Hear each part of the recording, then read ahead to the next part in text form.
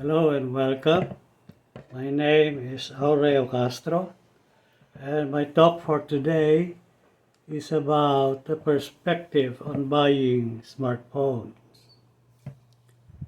What smartphone to buy? There is no simple answer to this question.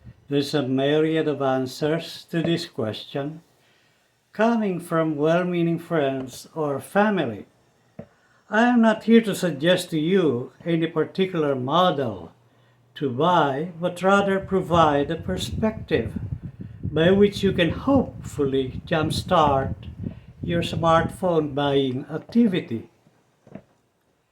We all live in a society where we find ourselves belonging to a certain class depending on how much money we have. We have to admit that we are constrained by the amount of money we can allocate for purchasing a smartphone that would hopefully fulfill our needs. And our needs would roughly correspond to where in the social ladder we properly belong. The lower in the societal ladder we are, the simpler our needs would be, I would say roughly. Here I would be drawing a pyramid that will consist of 3 layers, with very rich at the top, the not so rich in the middle, and the rest of us at the bottom. Looking at the top layer, this would be where you are if you belong to the rich and famous, or if you are an American. Here there is no other choice but to buy Apple. Depending on how you perceive your station to be, whether you are in the upper or lower half of this layer, will determine which model you will most likely buy. You may want the flagship or premium model if you think you belong to the upper half. And for those who feel that they are stuck in the lower end, there will always be a budget model that you will most likely fall in love with.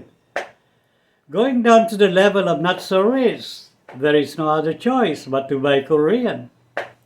The Samsung smartphone is the right choice for those of you who are dreaming of becoming rich but not yet really actually rich. So then again, you will want to choose a premium model if you feel you're almost there at the top level. And for those who find themselves at the lower half, a more affordable edition would be your best choice. So finally here we are where most of us properly belong, which I call the rest of us class.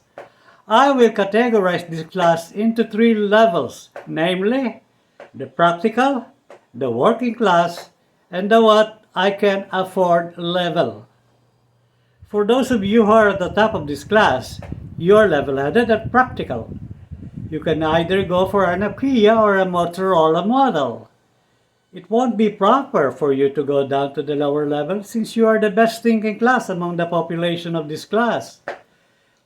As the folks out there usually say, you have a certain leeway since you have a side hustle aside from your usual office work. The next 2 layers of people within this class have no other choice but to choose the Chinese brand.